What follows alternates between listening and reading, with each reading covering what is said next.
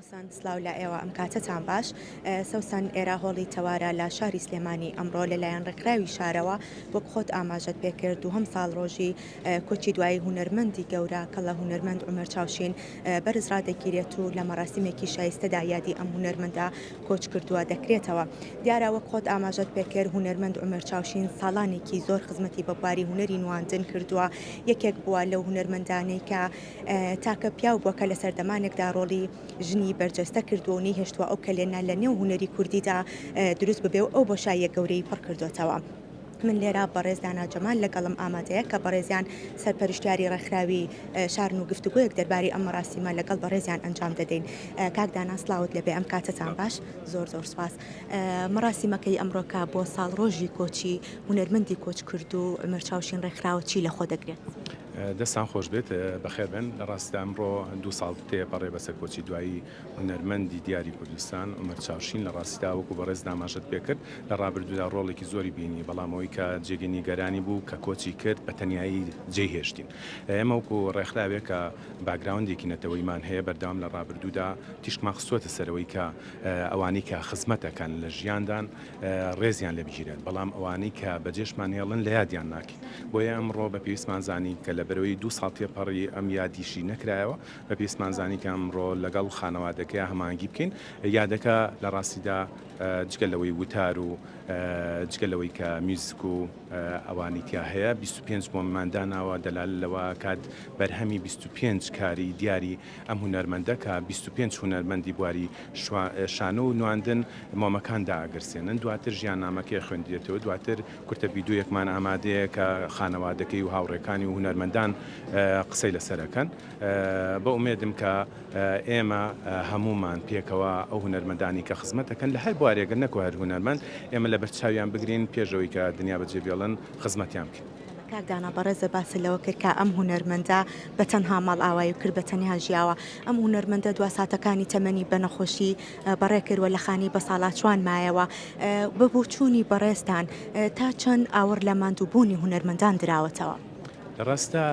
نەوکە من هەموو هونەرمەندان و تاکانی کۆمەلگاش زانن کە وەکو پێویست هونەرمەندانی ئێمە خزمەت ناکرێن و ئاوڕیان لێ نادرێتەوە چکە لە وڵاتانی ترکێ کەسێکە بێت بە هونەرمەند دەبێتە کەسێکی دیاری کۆمەلگا و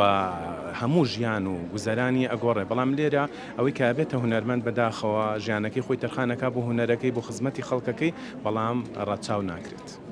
بەهیوای ئەوەی کە لەلایەن بەڕێستان و لایەنە پەیوەندیدارەکان و بتوانرێ هاوکاری هونەرمەندان بکرێت زۆر سپاس بۆ بەڕێزدانا جەمال کا بەڕێزیان ئەمڕۆ وەک سەرپەرشتیاری ڕێکخراوی شار ئەم مەراسیمەیان ڕێکخستووە من یەکێک لە هونەرمەندەکان لەگەڵم ئامادەیە سەوسن پێم خۆشە گفتوگۆیەک لەگەڵ بەڕێزیان ئەنجام بدەین کە بەڕێز کاک غەفور عەبدوڵایە کە باسێک لەم هونەرمەندە دەکەین کاک غەفور سلااوت لەبێ و ئەم کاتتان باش زۆر سپاس بۆ بەڕێزن. زۆر سپاس کاک غەفور باباسێک لە هونەرمەندی گەورە عومەر چاوشین بکەین ساڵانێکی زۆر خزمەتی بە بواری هونەری شانۆ کردووە یەکەم پیاو بووە کە ڕۆڵی ژنی بەرجەستە کردووە تا چەندێک ئەم کاری ئەم هونەرمەندە نرخێنیت و بەرزە نرخێنیت و چۆن هەڵی ئەسەنگێنی کە لەو سەردەمای خزمەتی بە بواری هونەری نواندن کردووە. سەری ڕێز و نەوازش بۆ هونەرمەندانی کۆچکردی کوردستان دانێن بە تایبەتی بۆ عومەر چاوشین کە یەکێک بوو لەوانەیە کە ڕۆڵی ئافرەتی بینیوە ئێمە کە مناڵبوون تەماشای تەمسیلەکانمانەکرد بەڕاستی چی ڕێز و تەقدیرە هەمیشە وە پێویستە بەڕاستی خزمەتی هونەرمەند بکرێت تاکو خۆی لە ژیانە ماوە. تا چەند ئەم یادانە گرنگن بۆ هونەرمەندانی هەم کۆچکرد و هەم ئەوانی کە لە ژیاندا ماون و یاد بکرێنەوە. بێگومان کارێکی زۆر باشە کە یادی و هونەرمەندە کۆچکردوانە بکرێتەوە کە خەباتی و خزمەتێکی زۆریاندا هونەری شانۆ کردەوە بەڵام ئێمە ئەبێ ئەوشمان بیر نەچێ کە هونەرمەند عومەر چاوشین ئەندامی کۆمەڵ هونەری وێژەی کوردی بۆ کە یەکێک لە شاکارەکانی کۆمەڵ پیسکەی تەڕەپیر بۆ کە ڕۆڵی ئافرەتی بینیوە لەگەڵ مامۆستای هونەرمەند ئەحمەد سالار و کۆمەڵی هونەرمەندی تر پێویستە ساڵانە یادیان بکرێتەوە ڕێزیان لێ بژیرە ئەوەی کە شایستێ بۆیان بکرێت. هونەرمەندی کۆچ کردو ئومەر چاوشین ئەندامێکی کارای کۆمەڵی هونەرجوانەکانی کورد بووە پێم خۆشە باسێک لەو یادەوەریانەی بکەین کە لەگەڵ بەڕێسان و کۆمەڵی هونەرجوانەکانی کووردا هەیەیان بۆ ئەو کارانی کە پێکەوە ئەنجامتان ناوە بێگومان کۆمەڵێکی زۆر ئیشکراوە لە کۆمەڵ و هونەروێژی کوردی کە هونەرمەند ئەمەر چاوشین ڕۆڵی ئافرەتیا بینۆک و شارم پیاوی کێرانە پسکی تەرەبێ کۆمەڵی ئیشی تریە بۆ و ئەتوانە بدەم 4 ساڵ خزمەتی کۆمەڵ بۆ ساڵی 76 شتەکە لە کۆمەڵا من 75 کە چوومەتە کۆمەڵ تاکوی سا بەردام کە عومەر بەڕاستی خزمەتی زۆری کردووە ڕۆحی شاد بێ جێگای بەهەش بێ بەڵام من داواکەم هیوادارم لە دەسەڵاتداران حکوومەت کە ئاورێ لە هونەرمەندان بنەوە بە تایبەتی ئەو کەسانی کە نەخۆشن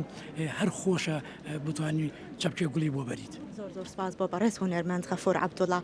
بەڵێ سەوسن لێرە مەراسیمەکە دەست پێ دەکات لێرە ژمارەیەکی زۆر لە هونەرمەندان ئەدیبان و سەران هەروەها پارێزگاری سلێمانی دکتۆر هەڤاڵ لێرە ئامادەیان هەیە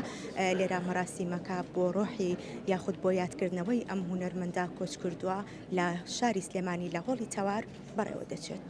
ڕێژنە سوپاس بۆ زانیاریەکان.